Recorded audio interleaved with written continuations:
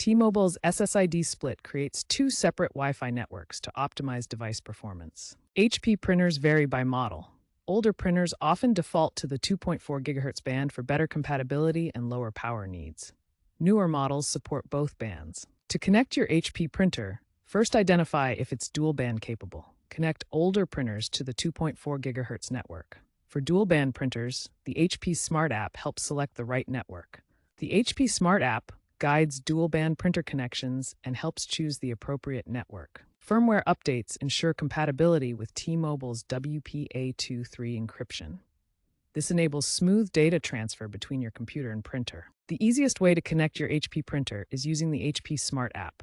This app includes guided wizards specifically designed for T-Mobile's SSID split, which helps reduce connection issues. Select the correct SSID during setup. For older printers, choose the 2.4 GHz band. For dual-band models, let the app guide your selection. Enter your Wi-Fi password when prompted.